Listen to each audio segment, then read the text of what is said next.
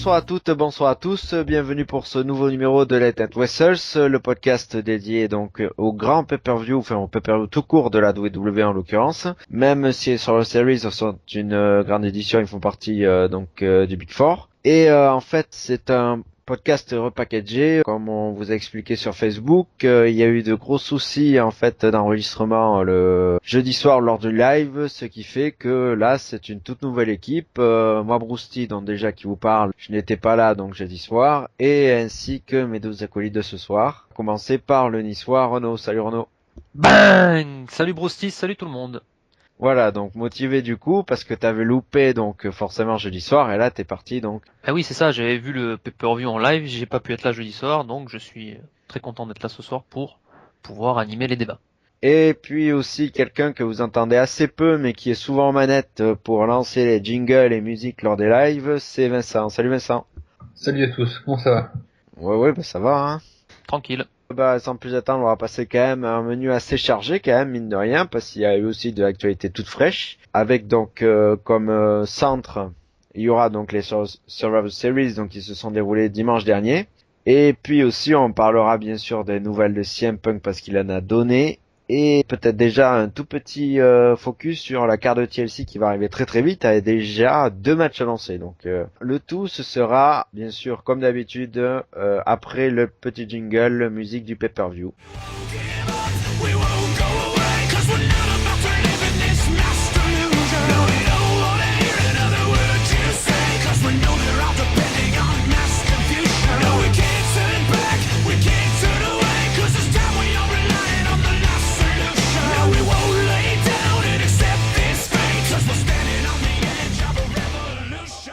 Donc nous revoilà, on repart vers le Scott Red Center de Saint-Louis dans le Missouri, la ville natale de Randy Orton qui n'était pas là, je vous préviens tout de suite, avec le kick-off pré-show déjà d'1 heure avec 2 retours. Alors d'abord on a un retour quand même bien sympa, celui de Bad Barrett, l'ancien champion intercontinental qui avait dû rendre son titre vacant suite à une sérieuse blessure, dislocation de l'épaule. Mine de rien, ça fait quoi, 4-5 mois d'absence, donc il avait précisé d'ailleurs dans son speech. Donc voilà, il a annoncé des bad news à la team Sina et à la team Autorité. Donc voilà, il a Je un suis petit pas peu... très content d'ailleurs de ce retour. Non pas parce que j'aime pas Barrett, je l'adore, mais justement j'aurais préféré qu'il fasse son retour Ah, et une en règle. grande pompe à Raw, non pas forcément en Ring, mais que ce soit à Raw ou dans un pay-per-view, pas en kick-off de pay-per-view. Ah, Là ça fait un peu, pas jobber, mais ça donne pas de l'importance à son retour, quoi. Alors que c'est quand même Bad News Barrett, le mec qui était super chaud, super over auprès du public quand il s'est blessé, quoi. ouais, mais c'est resté parce que honnêtement, dès que son thème a retenti, le public s'est bien réveillé. Parce qu'ensuite, le public aura du mal à éviter de dormir parce qu'il se trouve que Fandango a fait son retour cette fois-ci, accompagné par Rosa Mendes. Donc il a battu Justin Gabriel en 3 minutes 18. Et le seul truc qui faisait son attrait, son theme song a complètement disparu, ce qui nous fait maintenant le personnage d'un danseur de salsa, et ça bide énormément d'entrée de jeu. Parce que sinon, c'est le même moveset, fini exactement pareil avec son leg drop, donc il n'y a rien de plus à dire, sinon que là je crois que ce qui faisait son originalité a complètement disparu, et je le vois mal rester longtemps maintenant à WWE parce que franchement, voilà le pauvre. C'est sûr que déjà que in-ring on lui trouvait pas beaucoup d'attrait, mais alors là si vraiment on lui enlève le seul truc qui faisait son attrait, là c'est foutu je crois. Ils font du vieux avec du neuf, quoi. Enfin, du neuf avec du vieux plutôt, mais ça revient au même. Rubenito me disait l'autre soir que il aimait bien ce Fandango parce qu'il était un peu plus sérieux, un peu moins comédie. Enfin, je vois pas ce que ça change au personnage, quoi. Ça reste un personnage de danseur et ça reste limité au niveau créatif, quoi. Ouais, après, bon, il y a une réaction aussi auditeur de Truc 76 qui dit que ils auraient quand même pu en profiter pour faire vraiment un reboot complet du personnage. Mais bon, ceci dit, il trouve que Rosa Mendes est un bon accompagnement, et lui, il veut laisser le temps pour voir ce que ça donne.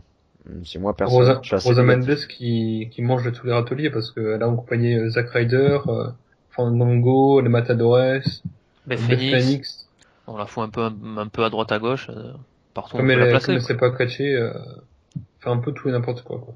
Et ensuite, il y avait quand même un autre match en supplément, juste tout à la fin. C'est bon, Cesaro qui est venu faire un speech sur le ring donc pour affirmer son soutien encore à la Team Autorité, sauf que là il y a Jack Swagger qui était, paraît-il, écarté du pay-per-view de la Team Cena, mais qui a débarqué et qui a gagné, donc après 5 minutes 34.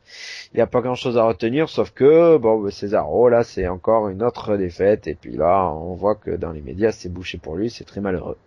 Mais ce qui est surtout malheureux, c'est que, enfin, par rapport à Jack Swagger, il avait quand même 2-3 longueurs d'avance au niveau de la carte, quoi. Et là, ils se battent par Jack Swagger, donc. C'est pas la première fois que ça lui arrive, puisqu'il avait déjà perdu en kick-off du SummerSlam cette année, et c'était contre Van Damme, mais là aussi, il a un temps d'avance sur Van Damme dans la carte. Donc c'est assez triste. Alors que le mec a quand même gagné la Battle Royale, André le Géant à WrestleMania, quoi. Mais ouais, non, mais c'est sûr qu'à la WWE, ça peut aller très très vite dans un sens comme dans l'autre, donc il peut remonter du jour au lendemain, on peut l'espérer pour lui, parce qu'après tout, il a la qualité pour. Mais donc, on va fermer cette page du kick-off pour aller donc dans le show direct. Donc bon, au début, bon, à pas détailler extrêmement, ça ressemblait à un segment de Raw avec Vince McMahon qui est arrivé sur le ring et qui donc a grosso modo annoncé que si la Team Autorité perd donc l'avenir de Triple H et Stephanie McMahon reposera entre les mains de John Cena, qui sera le seul habilité à les réembaucher ensuite. Ouais, voilà. Bon, ça aussi, on aurait pu s'en passer, on aurait pu le caser dans un Raw, Voilà, le caser c'est tout court. exactement ce que je dis. On est en pay-per-view quand même, donc bon. C'est C'est clair ça. que ça bouffe du temps d'antenne. Ça a bouffé un quart d'heure, mine de rien, donc ouais. En revanche, ensuite, donc quelque chose qui a duré un quart d'heure d'action in ring, c'est donc l'opener pour les titres par équipe de la WWE, un Fatal 4-Way, avec donc The Miz et Damien Mizdow qui sont devenus les nouveaux, ou le nouveau, si on entend le Miz, champion par équipe, en battant donc les champions, les anciens champions Goldust et Stardust, les jumeaux Uso et Los Matadores. Donc avec Mizdow qui a fait le tomber sur Goldust après donc 15 minutes 25. Vincent, t'as pensé quoi? J'ai beaucoup aimé ce match, enfin beaucoup aimé.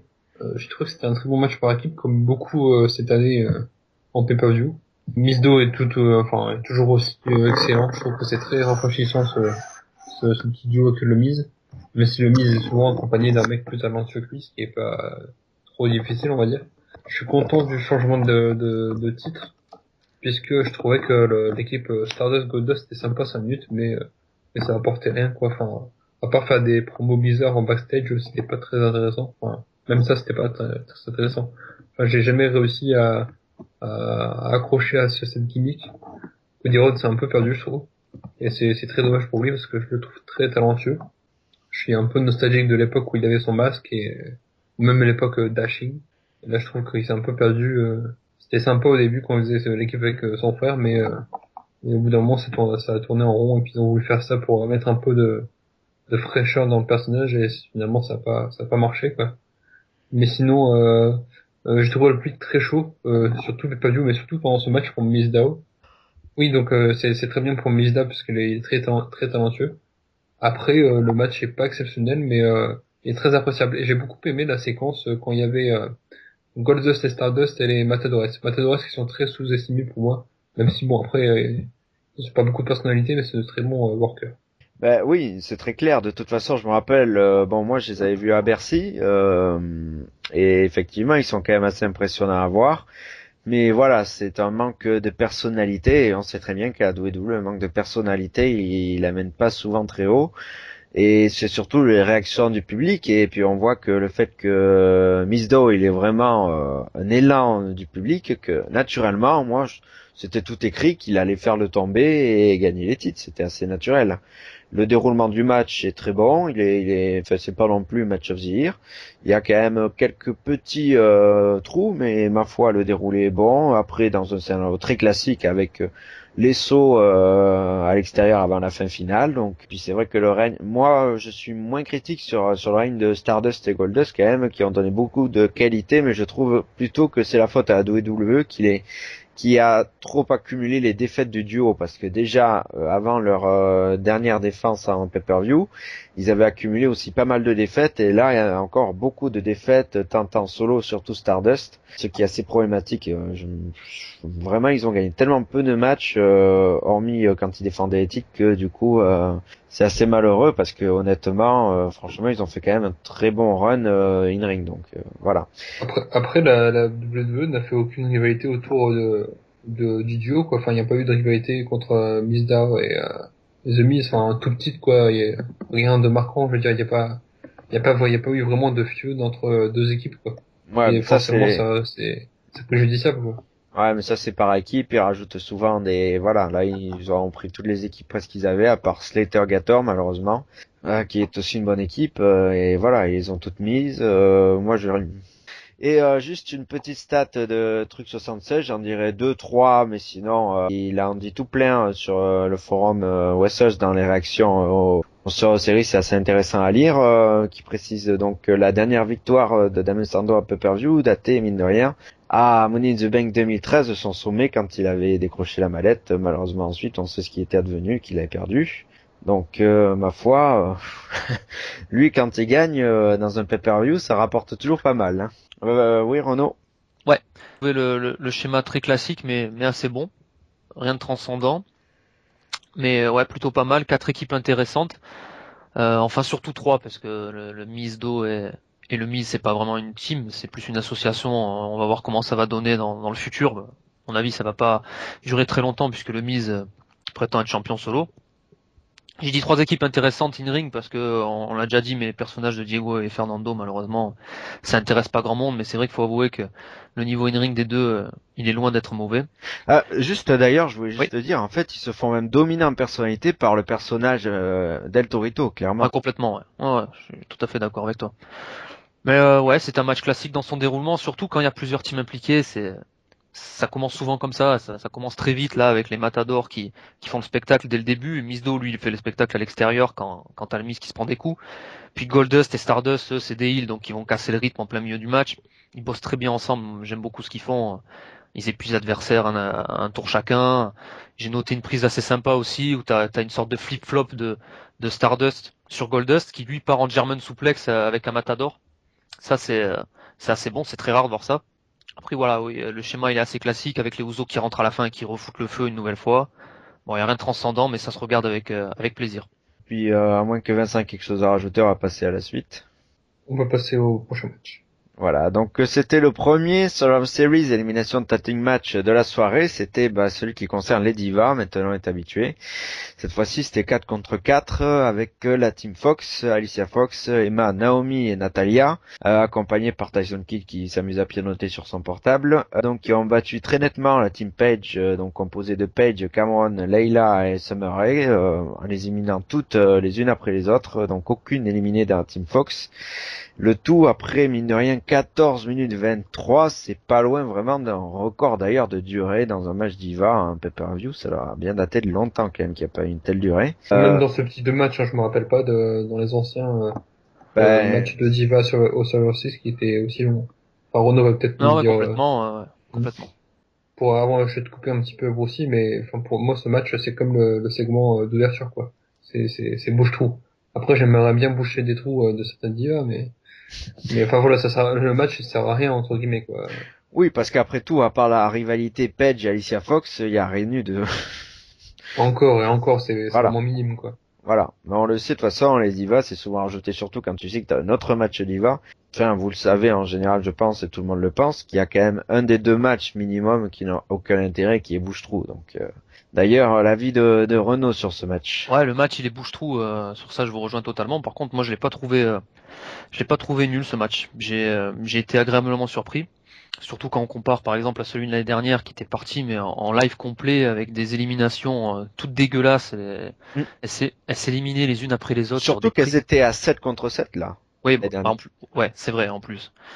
Mais là, non, sincèrement, on critique assez souvent les combats traditionnels des Survivor des Divas, à juste titre, dans certains cas. Mais là, non, j'ai trouvé ça très intéressant. J'ai beaucoup aimé l'échange assez intense de Paige et de Natalia sur la fin. À un moment donné, Paige elle fout une sorte de super kick sur Natalia, mais hyper puissant, quoi. Très rare de voir une diva faire ça. Et Natalia qui répond après avec une German suplex, là aussi, assez énorme. Donc ça m'a bien fait plaisir. Après, bon voilà, encore une fois, il y a rien de transcendant, c'est pas un truc de fou. Mais pour un match bouche-trou de diva, moi qui aime pas personnellement les matchs de diva, bon, c'est pas trop mon truc. J'ai trouvé ça plutôt bon. Donc Ouais, bonne surprise. 2 matchs qui m'ont bien fait plaisir là. L'opener et celui-là, pour l'instant, c'est bon pour moi. Mais ce qui aidait pas, c'était quand même le manque de suspense, parce qu'on sait que dans ce genre de match, c'est quand même très souvent la team des faces qui gagne. Et là, ça a pas coupé. Et en plus, en fait, le fait que la team des Heels soit aussi, à part Page, franchement, il n'y avait pas de grande qualité la réunie. Mais en même temps, aussi, les divas, enfin, il y a qu'une rivalité qui est mise en avant à Raw, enfin, deux en ce moment, parce qu'il y a une championne. Et, enfin, il y a eu une époque où il y avait la rivalité McMahon-Brie Bella, et puis de l'autre côté, la championne avec Paige. Mais, enfin, il y a que au maximum 3 divas mises en avant à Raw. Là, forcément, toutes les autres, Bah oui. c'est les joggers, quoi. Donc, les Cameron, les Summer Rae, les Layla, on les voit jamais. Enfin, d'ailleurs, Layla et Summer Rae qui étaient face il y a encore pas si longtemps parce qu'elles étaient, enfin, c'était des Ouais, solidarités. c'était Enfin, retourné contre Fandango, ah, on se voilà. souvient. Oui. Et là, elles sont de redevenues heal, on sait pas trop pourquoi. Ouais, mais on cherche pas à savoir, c'est pas le but du match. Non, non, c'est sûr, mais non, enfin, je trouve un peu, enfin, il y a pas de logique, quoi. Enfin, c'est pareil, Emma qui faisait équiper Santino, bon, après, l'histoire de l'iPad, l'a un peu fait couler dans la classe, mais, voilà, enfin, c'est des filles qu'on voit jamais, qu'on ressort comme ça, bon, après, ça a pas été mauvais, quoi. On s'en fout, quoi. Et sinon, Naomi quand même qui ressort assez fort du match parce qu'elle a causé 2 éliminations. D'abord celle de son ancienne copine et puis rivale quand même Cameron. Et puis donc c'est elle qui a fait le tombé final sur Paige aussi. Donc elle ressort quand même assez fort, mine de rien. Il y a quand même un assez bon espoir placé en elle. Je crois qu'elle aura quand même une nouvelle chance bientôt pour le titre diva à mon avis. Ouais, il va falloir la suivre de très très près parce que c'est très intéressant ce qu'elle propose. Et sinon, c'est déjà arrivé bien sûr que dans les matchs traditionnels sur Survivor Series, il y a une team entière qui reste et une team adverse qui se fait éliminer. Un exemple très connu, c'est au Survivor Series 2006. Bon, c'était pas chez les femmes, mais la DX était restée jusqu'au bout avec CM Punk, Matt Hardy et Jeff Hardy, et ils avaient totalement décimé Johnny Nitro, Mike Knox, Gregory Helms et la team Rated RKO, c'est-à-dire Edge et Randy Orton. Ah oui, c'est vrai. C'est vrai que là c'était un sacré souvenir et en effet, même à haut niveau, ben, on voit ouais, en effet que le coup de balai, ouais, n'est pas gênant, mais c'est sûr c'est plus la durée, je dirais, qui peut surprendre et puis surtout quand on sait la durée du match pour les petites divas qu'il y aura ensuite. Mais donc la suite. C'est un match que beaucoup dont moi pensaient que ce serait le show stealer qui opposait Bray Wyatt à Dean Ambrose, donc remporté par Wyatt mais par disqualification parce qu'il a tendu la chaise à Dean Ambrose comme il avait tendu la chaise à l'époque à John Cena, sauf qu'à l'époque John Cena ne l'avait pas frappé, mais Dean Ambrose lui s'en fout. Il a frappé, donc il a conclu le match après 13 minutes 59. Ça en est suivi un build-up littéral pour TLC. Avec d'abord il l'a fait passer à travers une table, puis ensuite il a recouvert de chaises, et ensuite il a sorti une grande échelle et il a célébré tout en haut. Donc ce qui fait que là, ben, perso j'ai halluciné quand même quand quelques minutes plus tard, on nous annonce directement le TLC match à TLC dans 3 semaines, pendant le pay-per-view. J'avoue j'étais assez choqué. T'as Première pensé fois que je quoi? vois ça. Moi. Ah ouais, voilà. T'as Moi, pensé quoi? Tiens. ouais, ben, je suis partagé entre deux avis en fait. Il y a l'avis du fan de catch où tu restes malheureusement sur ta faim. Tant le match était prometteur et sincèrement, il aurait pu viser au moins le top 10 en pay-per-view cette année.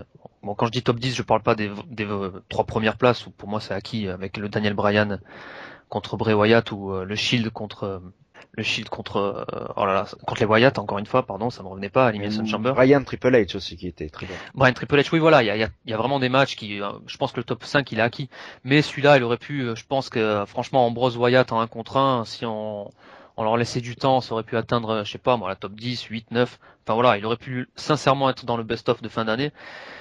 Je trouve qu'il part très bien au début avec un gros brawl. Malheureusement, il n'y a pas de fil conducteur quoi. Je sais pas, il y a par exemple l'exemple du coup de coude de Bray Wyatt, le fameux coup de coude qu'il met quand il court dans les cordes et qu'il se met de côté, il fait son coup de coude, ça généralement ça fait réagir la foule, c'est un move qu'il fait en fin de match, il le fait même des fois juste avant son finish. Là il le fait, il le sort comme ça quoi, et c'est un peu dans l'indifférence et j'abuse à peine. Voilà, je trouve qu'il n'y avait pas de fil conducteur malheureusement. Après c'est assez stiff, il y a une grosse close line à un moment donné de Bray Wyatt très bonne. T'as cité l'exemple tout à l'heure qui est tout à fait juste, hein, avec Bray Wyatt qui supplie Ambrose de le frapper. C'est vrai qu'il avait fait à John Cena à WrestleMania 30. Bon, mais John Cena, lui, il résiste parce que John Cena, c'est John Cena. Et surtout pas, il peut pas faire ça. Lui, c'est pas possible. Ça. Mais Ambrose, lui, c'est un fou. Donc, il a pas fallu le supplier longtemps, il a directement tabassé. Ça correspond parfaitement à l'état d'esprit des deux, j'ai envie de dire, cette fin. Bray Wyatt qui veut se faire frapper, bon voilà, il se fait frapper, et Ambrose qui est taré, donc il frappe. Voilà, ça c'est l'avis du fan. Donc sur ça, je suis assez mitigé. Après, je trouve qu'on critique la WWE pour ce qu'elle a fait. Moi, je vais pas dans ce sens-là. Sincèrement, je vais pas dans ce sens-là. D'un point de vue WWE, je trouve qu'elle a bien fait. L'annonce comme ça des deux pour TLC le mois prochain. Déjà, elle avait fait en sorte que le novembre, ça soit free sur le network, c'est-à-dire que ça soit totalement gratuit. Novembre, c'est les Survivor Series. Alors beaucoup disent que Survivor Series c'est plus un pay-per-view du Big Four. Ben si, Survivor Series c'est un pay-per-view du Big Four qui a beaucoup perdu, mais ça reste un pay-per-view du Big Four, donc un pay-per-view du Big Four free.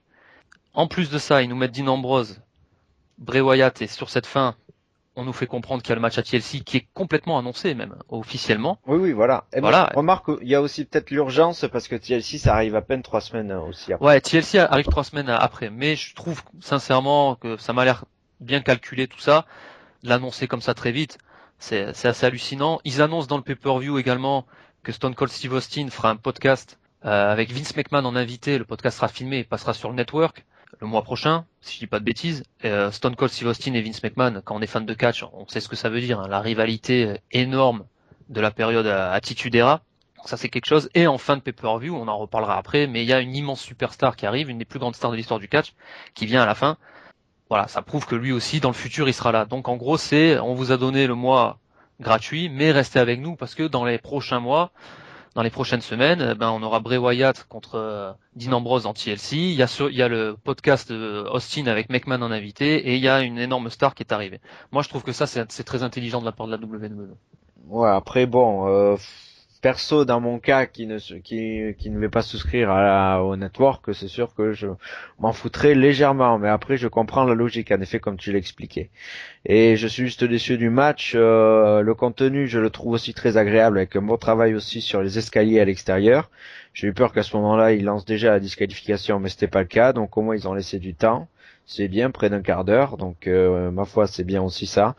Après, c'est sûr, c'est juste dommage, pas jusque-là, on le sait que ça a été une rivalité de mots, donc voilà, faut juste qu'il passe un peu à l'action pour ensuite le TLC, parce qu'on sait que TLC c'est une mine de rien, une stipu très rare, il me semble qu'il y en a même pas eu 10 à la WWE, donc peut-être 6 il me semble. Donc ce qui fait que vraiment là on attendra que ça soit vraiment le gros show stealer avec un vainqueur obligatoire, ça c'est sûr. Vincent, quel est ton avis? Je suis d'accord avec Renaud sur le fait que ça soit pas gênant que la WWE fasse une sorte de promo pour le TLC après le match. Enfin, même sur la fin de match et après le match. Ça m'a pas du tout gêné. Je suis d'accord avec lui sur le fait qu'on aurait pu avoir mieux, mais moi j'avais pas non plus été super déçu du match. Parce que j'ai trouvé que finalement, comme c'était la première fois qu'ils s'affrontaient en solo, les deux, le fait d'avoir un rythme super, enfin, pas de répit, pas de pause dans le match, en gros, au niveau du rythme, ça m'a pas gêné, quoi. Enfin, comme c'était la première fois qu'ils s'affrontaient, c'était un peu justifié au niveau du scénario du match, quoi. Donc ça m'a pas gêné plus que ça, puis enfin, j'ai fait plaisir à regarder le match, quoi. Donc Ouais, même s'il y a quand même le goût d'inachevé, on dira toujours, même si je vous avoue que après, faut pas non plus à dans les chaque fois, pronos, parce que je savais que ça finissait par DQ, mais je savais pas dans quel sens. Moi perso, j'avais mis Dean Ambrose par DQ, donc. oui, parce qu'on se doutait que comme c'était la première fois qu'ils s'affrontaient sur la série, on se doutait qu'il allait avoir une revanche à TLC, mais après c'est pas parce que c'est Wyatt qu'il faut non plus attendre à chaque fois des matchs de ouf. Ok, il a fait sûrement l'un des matchs meilleurs matchs de l'année contre Daniel Bryan au Royal Rumble, mais bon, faut pas non plus à chaque fois s'attendre à un match 5 étoiles, quoi.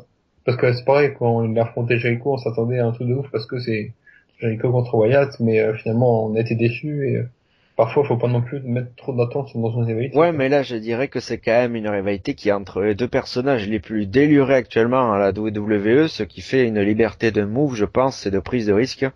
Et à TLC, vraiment, c'est l'idéal, parce que honnêtement, Ouais, bien sûr. j'aurais Ouais, pas aimé complètement. une autre stipu, donc voilà. Mais enfin, je me trompe peut-être parce que je ne regarde pas très régulièrement Raw, mais les segments à Raw ou à SmackDown ne sont pas non plus exceptionnels entre les deux, non? Ouais, C'est c'est du beaucoup de parlotte, classique, hein. C'est du Ah classique, voilà, et de toute du façon, on est classique, habitué à il y a Wyatt rien, depuis il y un a an rien maintenant. d'exceptionnel, quoi. Bon, après, faut pas non plus mettre trop d'attente dans un match parfois. Ouais, et malheureusement, on en avait, parce que là, quand on voit la carte, il y avait déjà tellement peu de matchs annoncés, forcément, Oui, ça c'est sur que, la en carte, dehors du main c'est un event, peu faible. on cherchait vraiment le match qui pourrait vraiment attirer la lumière, et c'était celui-là. C'est vrai que je suis d'accord avec toi, la carte c'était un peu faible. Mais c'est vrai que le rendu, bon, voilà, le rendu sur la soirée, on sent vraiment que ce match, il est fait pour annoncer celui de TLC. C'est ça, en fait, qui est le plus gênant à la fin. Quand tu vois comment ça se finit, bon, coup de chaise, puis après tu comprends qu'il va sortir l'échelle, la table, tous ces trucs. Bon, tu dis, allez, c'est au prochain pay-per-view, c'est TLC. Là, c'est gratuit. Il nous annonce que le prochain match, ça sera TLC. Puis quelques minutes après, bon, bah, c'est officiel. C'est ça qui est un peu surprenant d'un point de vue de fan. Moi, personnellement, j'ai pas souvenir d'avoir vu ça, hein. J'ai toujours suivi la WWE. J'ai pas souvenir d'avoir vu dans un pay-per-view une annonce de match pour le pay-per-view d'après. Mais Non, maintenant, il y a voilà, le non, c'est network, sûr donc que voilà, ça c'est, change aussi. Ils voilà. changent leur version, c'est tout C'est, un je nouveau pense, truc. voilà, on est vraiment dans un fait très particulier, donc Exactement, forcément, ouais, exactement. ça se comprend de ce niveau-là, comme tu l'expliquais tout à Ah l'heure. ouais. Bon, par contre, après, c'est sûr, c'est bon, voilà. Mon avis, on n'y passera pas une carrière d'analyse. C'est le match Bouche-Trou rajouté, on s'y attendait peut-être pas dans ce sens-là. Honnêtement, perso, j'attendais un affrontement entre Adam Rose et le Lapin. Mais ils ont encore mis quand même Adam Rose et le Lapin contre Slater Gator, donc l'équipe composée d'E-Slater et Tatus O'Neil, que j'aurais bien vu pour étude par équipe, moi, mais bon, tant pis. Du coup, ça a fait victoire de Adam Rose et surtout du Lapin qui a devancé Adam Rose qui était complètement hébété, voilà, pour faire le tomber sur Slater après 2 minutes 36. Donc bon, là, on va y aller dans les analyses très rapides, je pense, sachant que il me semble que c'est Sami Zayn sous le costume du Lapin. Ah, c'est ce que je voulais demander justement. Ouais, il y a beaucoup de rumeurs, mais ça peut être n'importe qui, entre guillemets, quoi.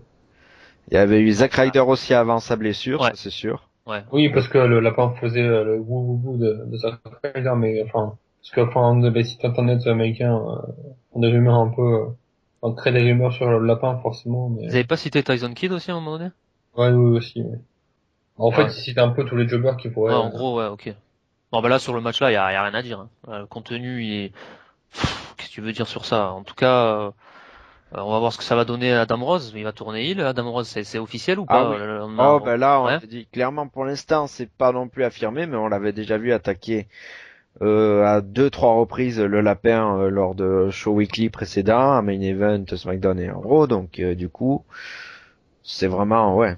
On le voit quand même, il s'est imposé comme entre guillemets le dieu à qui tous les Rosebud doivent tout. Donc du coup, on a vraiment le personnage heel qui Ouais, tenait d'accord. bien, pas sous cette gimmick, parce que c'était plutôt sous la gimmick de Leo Kruger, évidemment avant. Donc là, on va voir ce que ça peut faire, parce que c'est vrai qu'au niveau face, on le savait que ça coincerait à force, donc ça peut rebondir. mais petite question, Bruce et Renault, Adam Rose a fait quand ses débuts déjà dans le roster principal?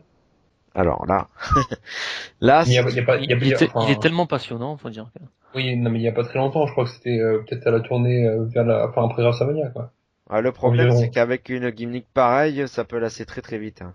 Ouais, Non, mais complètement. enfin, parce Ça, c'est que sûr et net. oui, non, mais enfin, je trouve aussi que la W2 se dépêche aussi pas mal pour mettre, enfin, quand elle voit qu'une gimmick marche à NXT, je trouve que sur certaines gimmicks, enfin, certains catcheurs, elle fait très vite passer les catcheurs en roster Euh, principal.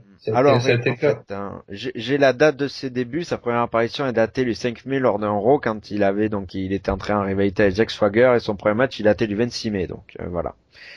Oui, donc après WrestleMania environ. Oui, donc je disais, je trouve que ça dépêche parfois sur les catcheurs de NXT, parce que Xavier Woods, il n'a pas fait beaucoup de matchs à NXT avant de passer au roster principal. Emma, ils ont entendu un peu, mais finalement, ils ont pas changé grand-chose à son personnage. Qui est passé dans le roster principal. Pareil, Bo Dallas, ils se sont dépêchés, ça a bidé, ils l'ont fait revenir à NXT. Après, ils l'ont refait revenir, puis finalement, bon, là, il est blessé. Il y a plein de catcheurs comme ça ou Rousseff aussi, bon, Rousseff, ça a marché, mais, il y a plein de catcheurs où ils se dépêchent, parce que ça marche à NXT, Enfin, dépêché, mais sans avoir testé la gimmick, parce que sinon ils y étaient quand même depuis un petit moment, mais c'est vrai qu'Adam Rose, ils ont même pas eu le temps de tester la gimmick à je crois que NXT Adam quand il Rose, avait il a fait déjà genre lancé. 2 matchs en Adam Rose à NXT avant de passer au roster principal. En plus, enfin, ce qui est un peu bête, c'est que, enfin, à NXT, il faisait tout enfin, il y avait un effort entre guillemets, de production au niveau de l'entrée d'Adam Rose, alors que ça n'a pas été le cas à Raw, quoi, et finalement, ça a moins pris, forcément. Ouais, et puis c'est un personnage qui lasse, malheureusement. C'est le problème de ces personnages-là. Tu regardes ses entrées au début, c'est marrant, bon, tu le vois ça, puis après, au bout d'un moment, Après, faut ça dire lasse trop aussi vite. qu'il a pas eu de rivalité non plus, quoi. Enfin, il est venu enfin, il est venu embêter Jack Swagger au départ, puis après, ça menait à rien, quoi. C'est clair. Donc finalement, ils le font débuter, puis finalement, il y a rien pour lui, quoi. Donc tu te fais débuter un peu pour rien, quoi. Bon, mais enfin, bon, on verra la suite pour lui, mais bon, c'est très loin en tout cas de la carte principale, je dirais quand même. Ça reste du low card, donc on peut passer à la suite en tout cas avec un match très court. Pour une petite diva, avec cette fois-ci Edgely qui a connu donc une situation qu'elle avait déjà vécue il y a quelques petites années. Elle a perdu son titre de manière très express en 34 secondes contre Nikki Bella, après que Brie Bella se soit mise à l'embrasser, ce qui l'avait un peu troublé forcément. Et ensuite Nikki a enchaîné avec son rack attack. Forcément, c'est moins rapide que le brogue kick. Là, je fais référence bien sûr à WrestleMania 28, quand en opener, Sheamus avait battu immédiatement Daniel Bryan pour le titre poids lourd à l'époque. Après le bisou de Edge Lee à l'époque, bien sûr, à Bryan. Donc voilà, c'est un peu la même situation, mais forcément plus inattendu là pour Edge. Et puis Brie Bella, donc, qui au dernier jour de son association forcée avec sa sœur Nikki, donc s'allie donc avec Nikki maintenant. Vous en avez pensé quoi, Vincent? Il y a du clin d'œil peut-être déjà. Oui, le clin d'œil est sympa, mais sans plus, quoi. Moi, ce qui m'énerve surtout sur cette histoire, c'est que Brie Bella fait un heel turn et on nous explique pas pourquoi, en fait. Elle fait un heel turn, mais on sait, enfin, alors que ça menait normalement vers, une rivalité entre Nikki Bella et Brie Bella autour du titre, et finalement, non, et je vois pas trop où ça va nous amener tout ça, mais, enfin, il n'y a pas d'explication. Et enfin pareil, enfin je vais peut-être pas en parler tout à l'heure, mais Eric Rowan c'est pareil, ils l'ont mis en face et y a pas vraiment d'explication quoi. Et Oui, je trouve ça un peu bête. ils ont été plus pressés pour Eric Rowan par rapport à ce qui s'est passé avec Sheamus, je pense. Parce que Oui peut-être. c'est Ouais. la blessure de Sheamus, ils ont été pris en express, bon, ils l'ont Oui, non, mais je veux dire balancé, là pour Brie Bella ils avaient le temps et finalement on n'a pas d'explication. là Alors ok complètement. c'est les divas mais et en plus Brie Bella je trouve que ça aurait pu très bien marcher en face. Bah, surtout qu'en plus, en l'absence de Daniel Bryan, donc ensuite, bon, on en reparlera Ouais tout en à plus l'heure ouais. vite fait, mais qui est réapparu donc cette semaine comme general manager, dans tous les autres shows, donc et j'ai été témoin de ça à Bercy, quand même, il y avait un gros élan derrière Brie qui lançait des yes pour faire perdre sa sœur, donc forcément. Mais ils sont Même allés dans dans la caricature, je dirais, je m'y attendais tellement à ce qui se passe presque comme ça, mais pas exactement à ce scénario, avec un match quand même plus long, mais bon, je m'attendais quand même à ce que Brie s'allie à Nikki. et en plus enfin dans les reports des autres shows aux États-Unis ça m'est arrivé plusieurs fois parce que je les lis assez régulièrement pour voir ce qui se passe et c'est arrivé plusieurs fois où le fan qui assistait à le show et qui écrivait un petit résumé du show pour un site américain, bah c'est arrivé à plusieurs fois où il disait que Brie Bella était une enfin des divas et des catcheurs qui avaient la plus grosse pop de la soirée. Alors que Brie Bella, enfin c'est une diva normalement on s'en fout, on part qui sait, on va acheter un hamburger ou un truc du genre quoi. Enfin Et c'est la femme à Daniel Bryan.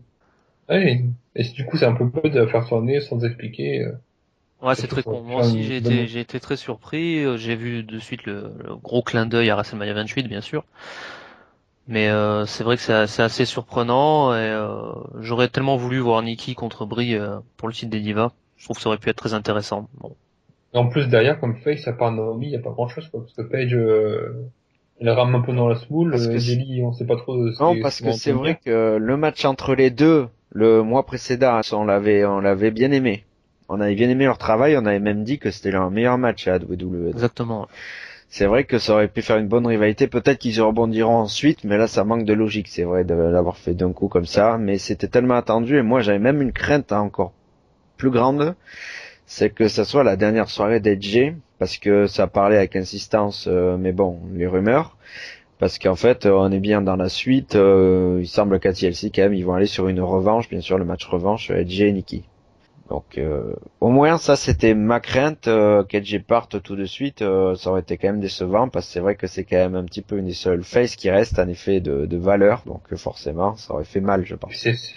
puis en plus, enfin, c'est une des rares qui sait catcher, quoi. Avec Natalia et Paige, mais Natalia et Paige, elles sont pas très mises en avant. Surtout Natalia. En espérant qu'il bosse bien avec Naomi aussi. En espérant qu'il la mette bien Voilà, en parce qu'il avant y a parce quand qu'elle même mérite Naomi, complètement. oui, voilà, qui est face. Le problème de Naomi, enfin, c'est pas qu'elle a pas de talent, c'est qu'à chaque fois qu'on lui a donné la chance de briller, ses matchs étaient pas très bons, quoi. Elle butchait pas mal. Ouais, mais bon, elle a aussi un catch qui demande beaucoup de prise de risque et c'est sûr qu'elle va Oui, plus c'est sûr. botcher elle dans son catch que certaines qui restent au sol. Ça, Oui, c'est, c'est sûr. voilà. Mais donc, on va passer, je pense, au main event maintenant, avec une transition de 34 secondes aussi. Par contre, ça va mettre un peu plus de temps rien qu'à annoncer, je pense, le match. Donc c'était donc la Team Cena, composée de John Cena, le capitaine, puis de Dolph Ziggler, Big Show, Eric Rowan et Ryback, qui ont battu donc la Team Autorité, composée donc de son capitaine Seth Rollins, de Kane, Mark Henry, Rusev et Luke Harper, donc accompagnés par toute une bande, bien sûr menée par Triple H et Stephanie McMahon, mais bien sûr il y avait aussi Jamie Noble, Joey Mercury et Lana, bon qui aurait été un spectateur en revanche. Donc le match complètement fou, finalement qui a duré 43 minutes 07, ce match 5 contre 5 à élimination des Survivor Series, donc avec Dolph Ziggler en seul survivant à l'arrivée. Après donc comme Renaud l'a un tout petit peu évoqué tout à l'heure, donc l'arrivée sensationnelle de Sting, alors que vraiment Ziggler était en fâcheuse posture après que Triple H ait mis vraiment des pedigrees à un peu tout le monde. Du coup, Sting a repoussé l'arbitre Scott Armstrong et puis ensuite donc mis son Scorpion Death Drop à Triple H et puis mis Ziggler sur Rollins pour le tomber, donc ce qui fait que l'autorité a perdu son pouvoir et donc quitte la WWE à l'écran pour l'instant en tout cas. Que l'ordre des éliminations, c'est Mark Henry très rapidement dès la cloche, le KO punch du Big Show, puis ensuite Ryback par Rusev mais après un curb stomp de Seth Rollins. Puis ensuite c'est Rusev qui s'est écrasé sur la table d'annonceur et donc qui a été compté à l'extérieur alors que Dolph Ziggler était remonté sur le ring. Puis Eric Rowan a été éliminé par son ancien collègue Luke Harper après une nouvelle intervention de Rollins tel un poisson volant, je dirais. Puis ensuite, John Cena éliminé par Seth Rollins après la trahison du Big Show qui lui a mis un KO punch et le Big Show en suivant s'est fait compter volontairement en repartant en coulisses, donc en s'éliminant tout seul. Ce qui a fait qu'ensuite Ziggler était archi tout seul contre 3, mais il s'en est sorti avec d'abord donc le tombé sur Kane, le tombé sur Luke Harper, et puis ensuite après un superbe échange, le tombé sur Seth Rollins. Donc après donc l'intervention de Sting. Donc après ce déroulement complètement fou, qu'est-ce que tu en retiens, Renaud? Alors moi, bon, déjà bravo. Après, j'ai adoré le combat. J'ai adoré le combat, je me suis régalé du début à la fin. Déjà, ce qui m'a fait plaisir dans ce Survivor Series match, c'est qu'ils ont booké une story autour de ce match. Parce que les derniers temps sur les Survivor Series, on empilait les noms, on faisait des équipes histoire d'avoir des Survivor Series match parce que le pay-per-view l'obligeait.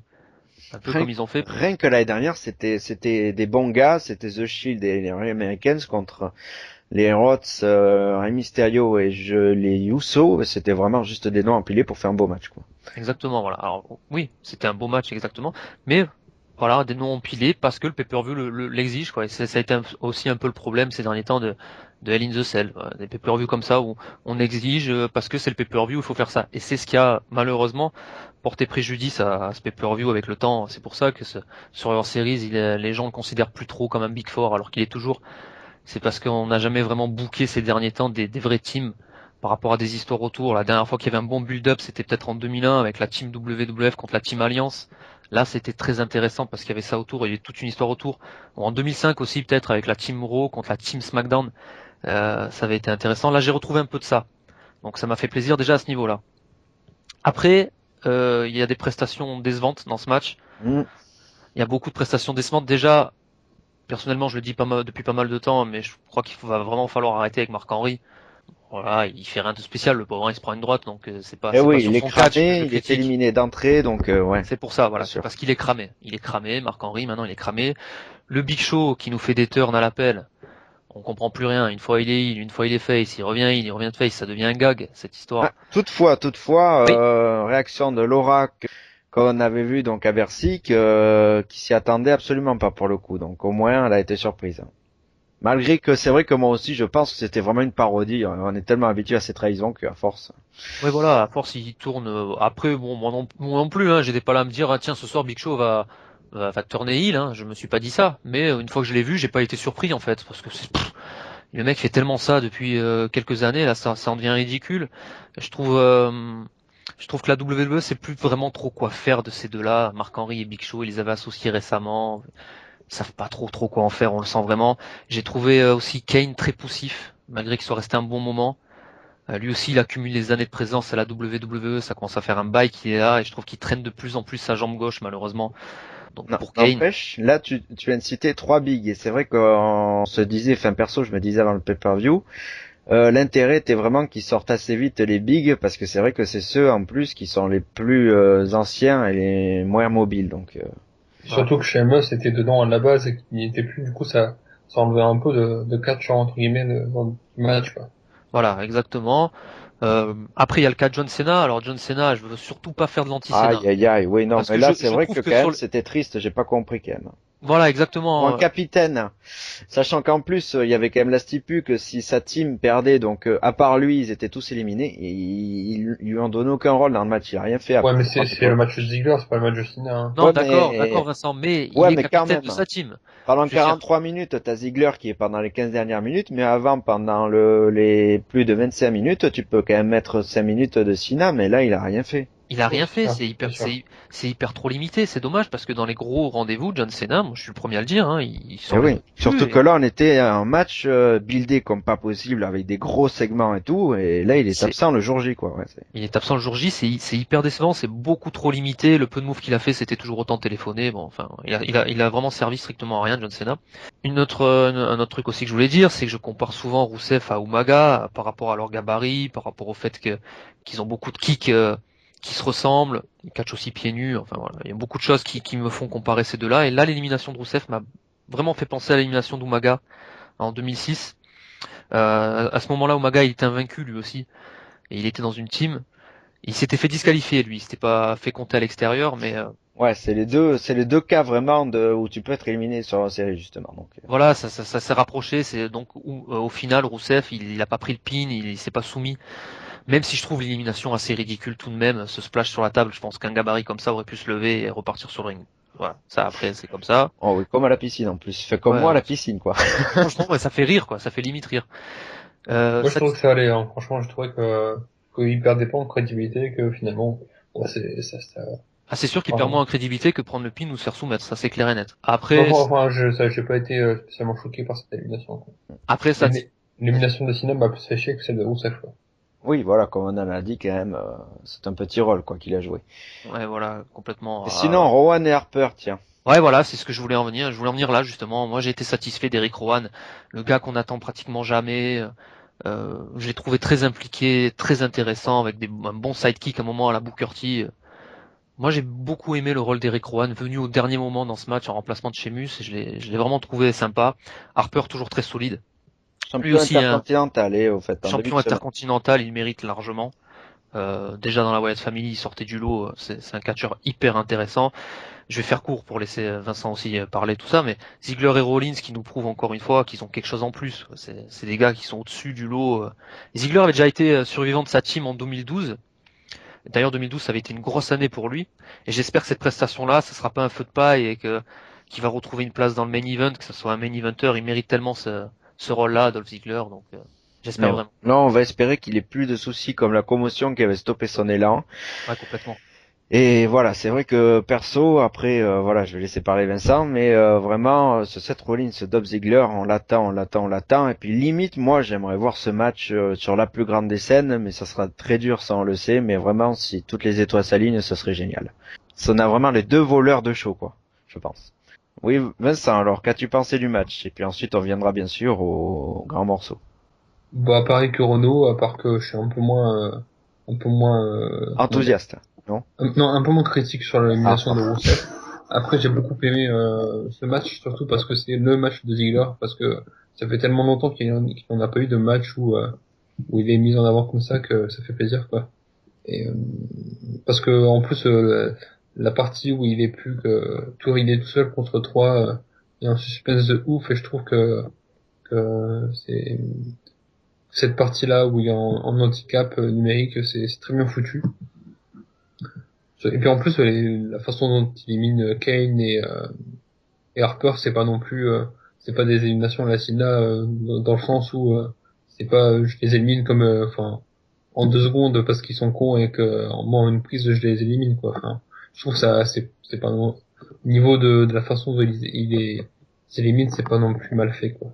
Je suis un peu moins satisfait que Renaud de Rowan. J'ai trouvé que son rôle était pas énorme dans le match. Après, c'est vrai que c'est un remplacement de dernière minute, donc forcément c'est un peu compliqué de s'imposer, mais j'ai pas trouvé non plus exceptionnel. J'ai trouvé que Harper avait une longueur d'avance au moins sur One, quoi. Et puis juste un petit truc, juste deux derniers petits stats de truc 76, voilà, j'avais dit 2-3, donc voilà. Mine de rien, Ziggler, c'était son 50e pay-per-view, et pour Kane, les séries d'élimination, ça marche jamais, il se fait tout le temps éliminer. Et tout le temps, ouais. Donc, C'est un gros membre dans une équipe, on aime l'avoir à ses côtés, mais au final, on se rend compte sur les chiffres que Kane, il se fait souvent éliminer, enfin, se fait toujours éliminer, d'ailleurs, des Survivor Series, ouais. ah ouais. Et attends, tout compte fait, juste une dernière précision, parce que mine de rien, je vois aussi qu'il a dit un truc sur John Cena qui illustre bien vraiment son rôle lors de ce match. C'est la toute première fois qu'il a été éliminé en fait, parce que il avait été survivant de ses 3 participations qui dataient de 2003, 2004 et 2006. Exactement, ouais. Et en plus, on a oublié de parler d'un seul catcheur dans ce match, c'est Ryback, bizarrement. Ben ouais. Sincèrement, j'ai pas fait exprès, mais Pas trop. Non, là, on a rien contre lui sur ce match en tout cas, mais écoutez, perso, c'est En vrai plus, que enfin, je trouvais bizarre qu'il n'ait pas un plus gros rôle que ça parce que il ah est, oui, enfin, au niveau, depuis son au niveau, retour, il a été monté, ça c'est sûr. ouais, ouais, au moi niveau aussi, du j'ai été booking, il est surpris mis sur en ça. avant, la foule est assez réceptive depuis qu'il est de retour et finalement non quoi, c'est le premier lié de sa team, alors que ça aurait pu être Rowan ou Big Show quoi. Eh oui, c'est vrai qu'on attendait l'affrontement à Rousseff, sauf qu'il a tourné très court quand même, hein. C'est sûr. Bon Mais après donc, il est pas trop décrédibilisé puisqu'il se prend 2 finishes je crois donc bah oui, quand même, ça va parce que encore quoi. ça additionne Rousseff plus Seth Rollins, donc qui est intervenu Qui deux lui fout trois le fois, genou. donc voilà, ouais, c'est sûr. Donc voilà, Seth Rollins que j'ai appelé donc le poisson volant, des fois comme il arrivait tellement, c'était assez waouh à un moment.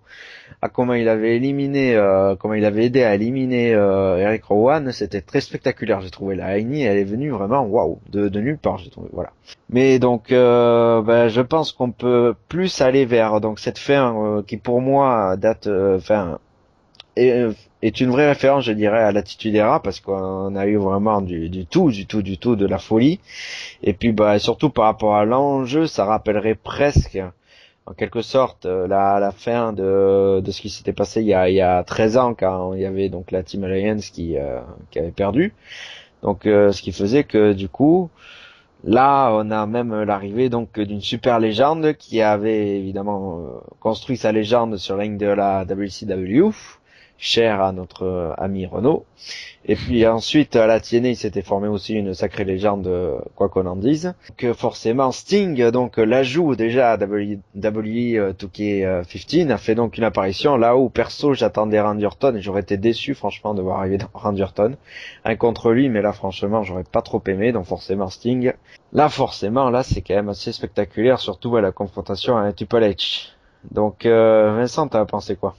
Même si, comme Sébastien, j'ai vu Sting à la TNA et en plus je l'ai pas vu dans quelques moments de sa carrière pas les plus glorieux. Par exemple, quand il perd contre Ethan Carter 3, Oui, ou c'est pas le meilleur moment de sa carrière. quand il avait battu un Jeff Hardy complètement drogué, alcoolisé. Ouais. Oui, ou quand il perd contre Magnus sur soumission, c'est pas non plus le meilleur Oui, moment de mais sa là on carrière. est vraiment dans le Sting hors contexte, qui est plus la légende qui avait jamais foulé un ring Oui, à WWE. Oui, parce que la TNA n'existe pas pour la WWE. oui. Même si Sting a plus de 50 ans et que ça aurait peut-être été mieux qu'il fasse ses débuts à la WWE il y a 3 à 4 ans.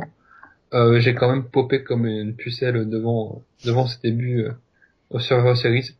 Et mais en plus, je l'avais dit dans les bureaux de Voscatch que je voyais Sting arriver au Survivor Series parce que c'était un peu pas vu de Big Four, parce que je le voyais pas arriver dans un Raw ou dans la Road to WrestleMania, parce que pour moi il est arrivé avant pour faire un peu de hype. Et en plus, comme le network était gratuit pendant tout le mois, c'était pour moi la meilleure façon de dire aux gens qui étaient pas inscrits, vous êtes un petit peu débiles, venez vous inscrire maintenant parce que à la W2, tout peut arriver à n'importe quel pay-per-view ou même dans nos shows hebdomadaires. Et du coup, ça m'a fait super plaisir. J'ai trouvé que le public a été très réceptif, même si je pense que tout le public n'était pas au courant de qui était Sting, parce que les enfants de 10 ans, je suis pas sûr qu'ils connaissent Sting. Et je laissais pas de la parole à Renaud parce qu'il a sûrement beaucoup plus de choses intéressantes à dire que moi. Oui, Eh ben, oui. je vous rejoins déjà, hein, tout ce que vous avez dit, bien sûr, à 200%, hein, sincèrement. Après, pour ma part, bah, bien sûr, j'ai trouvé ça magique. L'arrivée de Sting à la WWE, moi je suis de la génération des gars qui ont toujours rêvé de voir Sting dans un ring de la WWE. On imaginait à une certaine époque avec des collègues, vous imaginez Sting contre Taker, Sting face à Triple H, Sting face au Rock, tous ces gars-là que je connaissais qui depuis, je suis toujours en contact avec certains mais ont lâché le catch. Moi j'étais toujours là à 5 heures du matin devant ma télé à voir ça, je peux vous dire que j'ai marqué comme jamais. Et de voir ce face à Triple H, j'ai eu des frissons hein, qui m'ont parcouru le corps, même si c'est vrai, Vincent l'a dit, Sting aujourd'hui il a 55 piges. Bon, j'ai envie de dire sur ce cas-là, mieux vaut tard que jamais. Ouais. Et surtout que, juste, moi je pense qu'il peut être conditionné pour un match à WrestleMania contre Triple H. Ouais, je pense aussi. Bon, franchement, ça serait hyper vendeur et ça serait très bon à voir. Maintenant que Taker a perdu la streak, je vois pas trop le Sting Taker perso. Bon, après on verra bien, mais c'est vrai que là, en plus, c'est très proche, hein, ça va aller très vite, hein, de toute façon. Hein. La road to WrestleMania, il a complètement grillé l'autorité. Donc ça peut se faire. Après, juste, je reviens très vite sur le passage de Sting à la WCW. Je veux pas en faire des caisses, mais c'est véritablement la légende de la WCW, même s'il y a eu des très gros noms autour. C'est DDP. là, oui, ben oui, bien sûr. DDP, Flair que je mets en deuxième en tant que légende de la Ouais, avec WCW. Flair, bien sûr. Ouais. Il y a aussi Hogan, mais la différence en fait, c'est que Hogan, il s'était déjà fait un nom chez McMahon à la WWF dans les années 80. Donc quand il arrive en 94 à la WCW, c'est déjà une méga star. Et c'était comme Randy Savage aussi, ouais.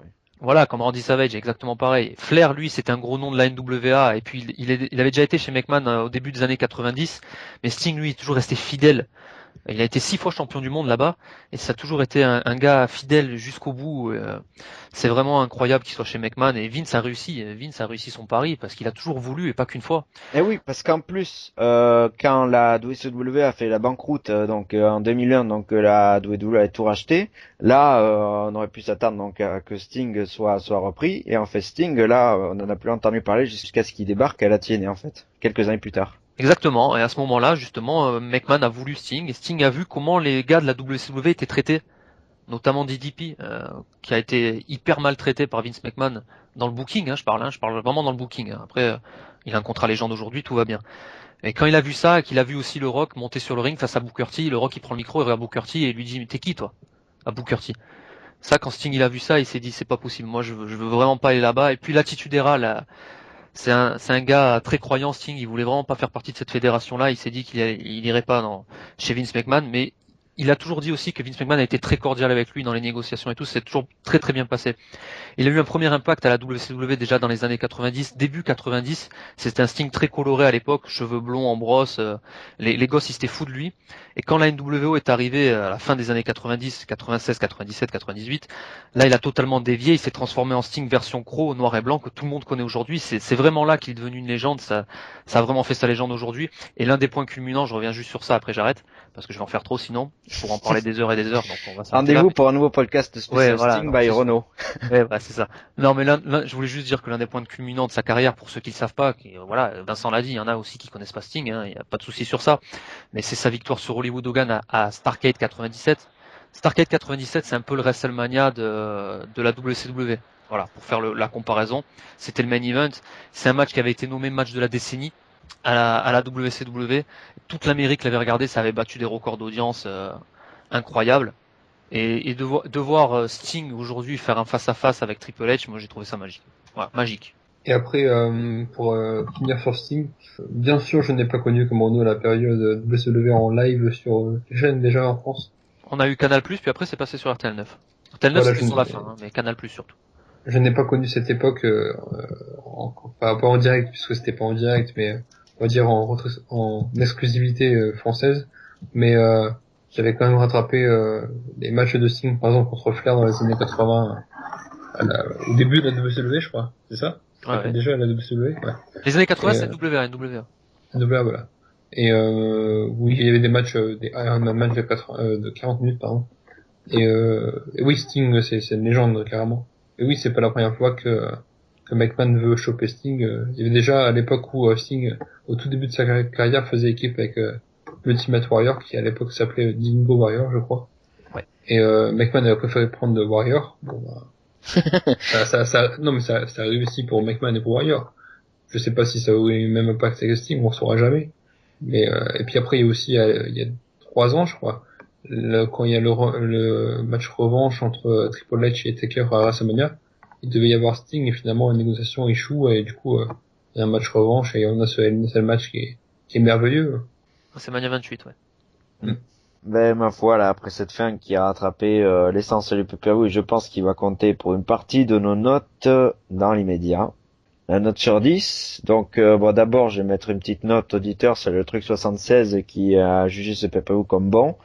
Il lui met même un bon 7 sur 10 car hormis le match par équipe avec le lapin, il a pas, sinon tout tenait vraiment la route. Surtout le main event et même le match sur le service par équipe parce que lui, il avait en tête les purges de l'édition de l'année dernière de 2013 avec le 7 contre 7 qui était un festival de botch et puis le main event Orton Big Show qui l'avait beaucoup marqué, donc ce qui fait que du coup il apprécie à sa juste valeur cette édition par rapport à l'année précédente. Et donc on passe à la note de Vincent. Je pense que je vais mettre 6 parce que le pay-per-view est pas mauvais dans sa globalité, mais il est pas non plus marquant, on va dire, à part le main event et forcément la fin avec Sting. Mais sinon, j'ai pas trouvé franchement mauvais le reste des matchs, à part le Adam Rose et le lapin contre Seth Gator qui est franchement inutile. Et aussi le segment aussi qui est inutile, mais enfin, après je veux dire le match des Divas est pas mauvais. Le match par équipe est très agréable à regarder et le match Wyatt Dean Ambrose m'a plu sans qu'il soit exceptionnel. Donc je vais mettre un 6.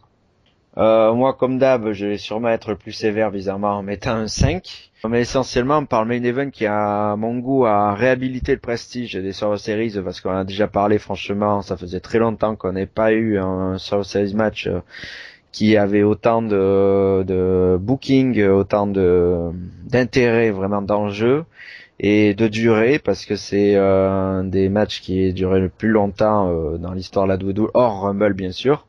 Donc il fait que voilà c'est l'essentiel parce que sinon honnêtement parfois j'ai eu l'impression d'assister à un Raw, c'est ça qui était un peu chiant. Mais la qualité in ring sinon dans l'ensemble était bonne, mais voilà il y avait quand même un goût d'inachevé et ce qui fait que je mets que 5. Renaud. Je vais mettre 6,5. Je mets 6,5. J'ai passé une bonne soirée dans son ensemble avec un main event très très bon. Je me suis vraiment régalé, très divertissant. Le Ambrose Wyatt, bien que frustrant, il n'est pas non plus à jeter, loin de là même. L'opener sympa, le match par équipe opener était très sympa. Le match des divas traditionnel, je m'attendais à pire, donc j'ai été agréablement surpris. Et bien sûr, l'arrivée de Sting fait que j'augmente un petit peu ma note. Je voulais faire 6, je vais passer à 6,5 parce qu'il y a Sting et pour moi c'est historique. Et donc ça fait que ouais, je donne 6,5. Mm. Ah bah c'est peut-être l'élément qui a fait pencher la note un petit peu. Donc la note finale est à 6,2. C'est un peu au-dessus de la moyenne, donc finalement rendu correct. Et le dernier petit truc que je voudrais ajouter sur pay-per-view aussi, même si c'est plus général, on ne les cite quasiment jamais dans le podcast, mais merci quand même à Philippe Chéreau et Christophe Ajus qui nous font passer à chaque fois. Quand je regarde pas en live parce que j'enregistre, parce que malheureusement j'ai des choses à faire le lundi matin, je peux pas dormir.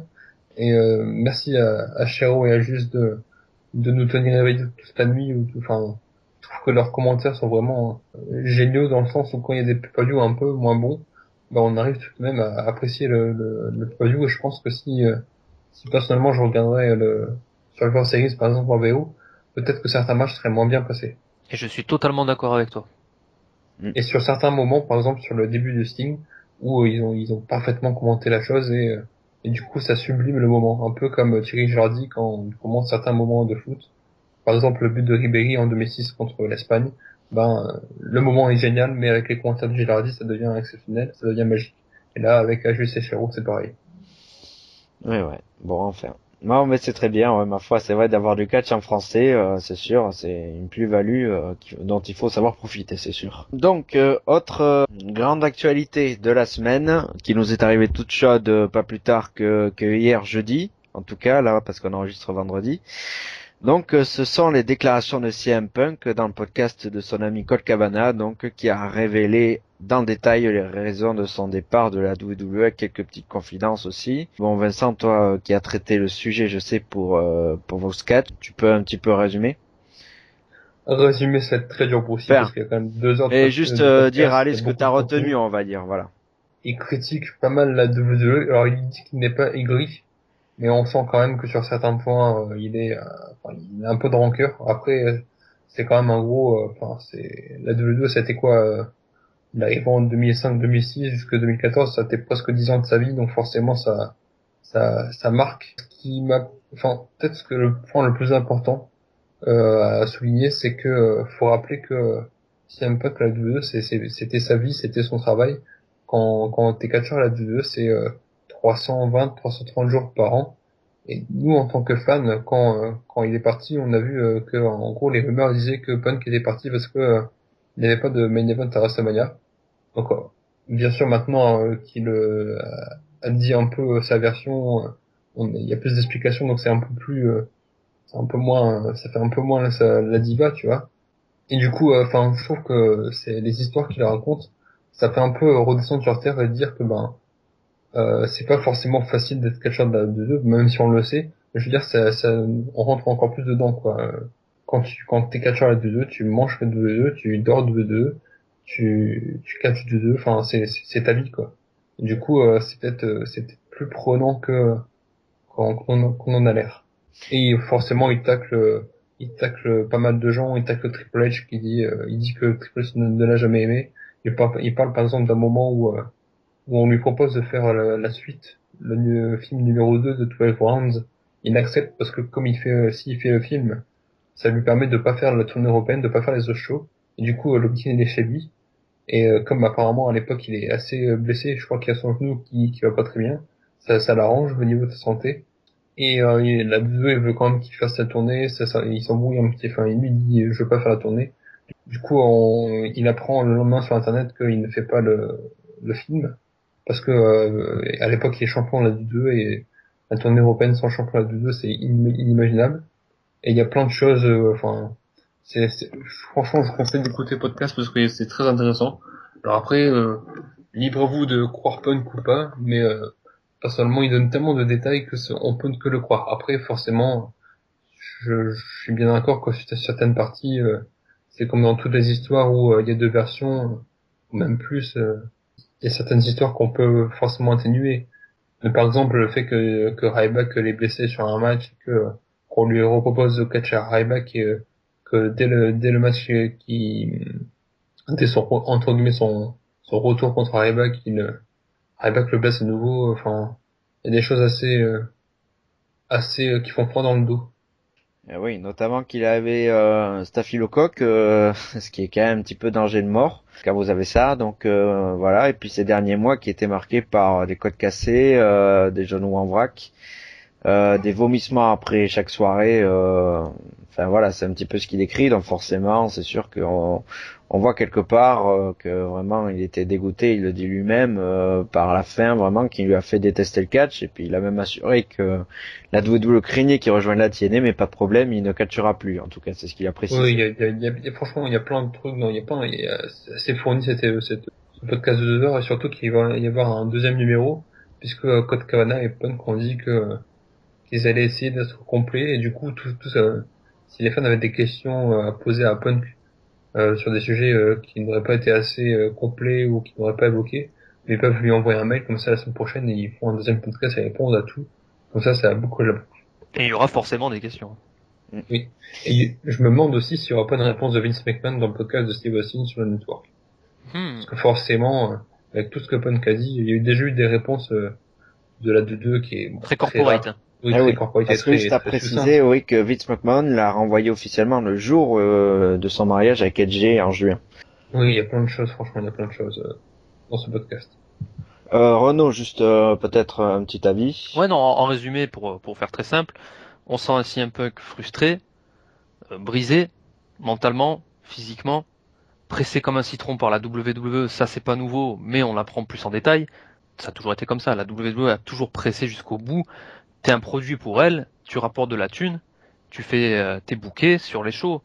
Donc là, on sent un CM Punk très déçu et hyper dégoûté. Et ce qui s'est passé, c'est surtout que c'est un gars qui a toujours ouvert sa gueule et qui s'est confronté à Vince McMahon et Triple H et qui a commencé vraiment à les déranger, je pense. C'est ça le problème, c'est ça qui s'est passé. Comme Bret Hart avait dérangé Vince McMahon en 97, tu comprends? C'est ça le problème. C'est ça qui s'est passé. Il y a beaucoup de gars dans la WWE qui baissent la tête et qui la ferment. Ouais, Et c'est ce que dit Punk aussi. voilà, et Punk a dit dans le podcast que les seuls à ouvrir leur gueule à deux, c'était lui et Cena, donc, et peut-être Orton. Donc, Voilà. en gros, trois, quoi.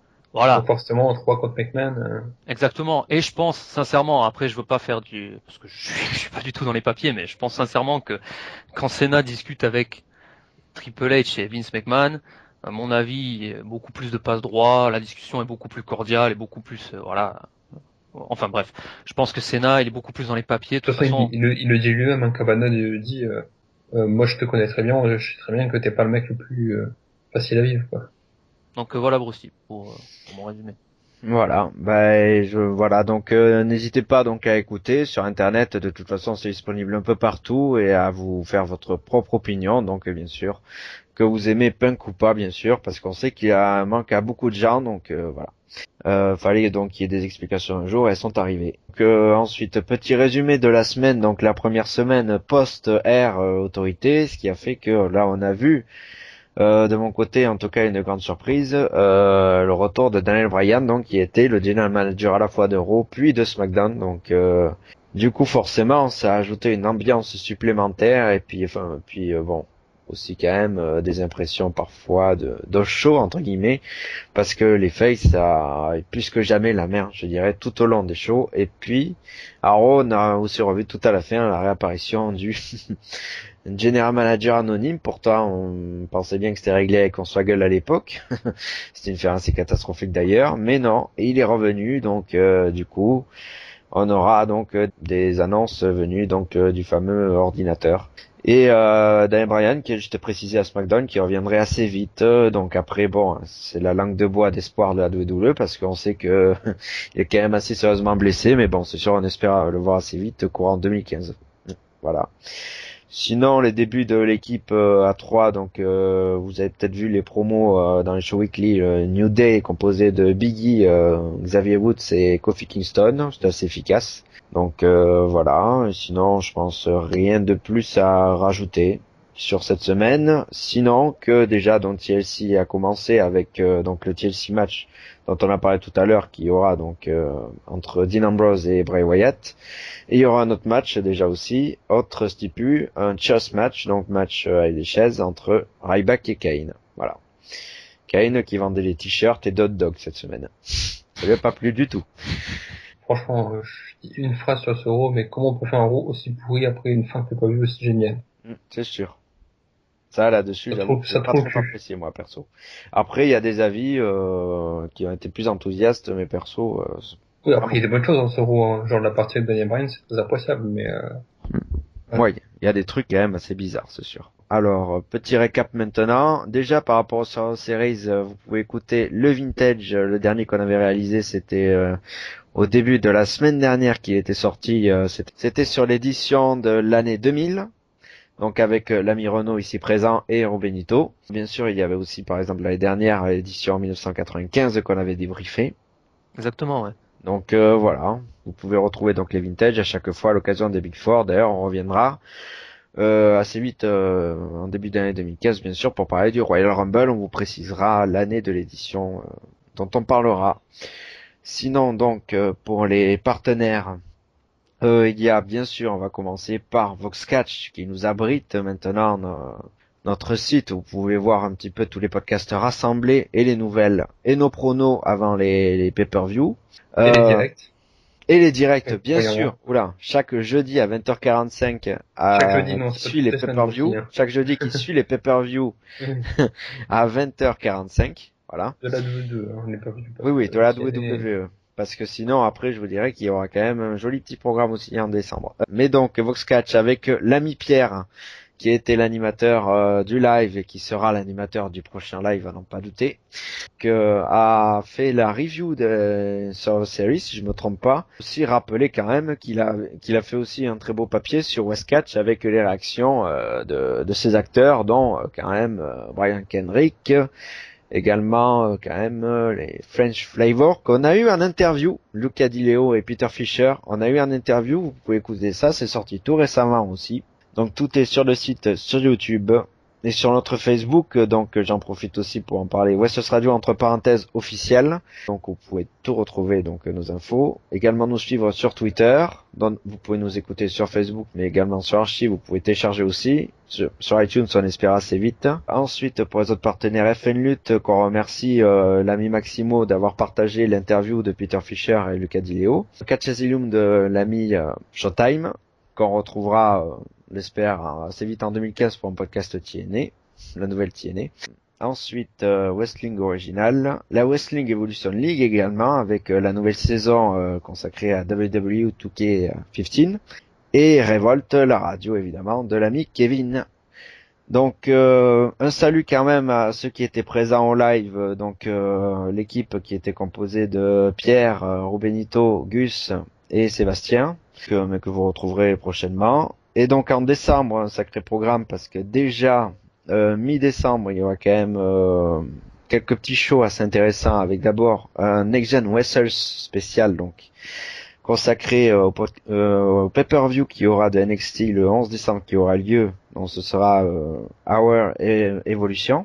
Donc on sortira assez vite, on vous tiendra au courant ensuite de la date précise de sortie du podcast. Et bien sûr ensuite ça enchaînera très vite. Le 14 il y aura donc TLC. Donc ce qui fera un live, si je calcule bien, le 18 à 20h45, c'est ça le jeudi.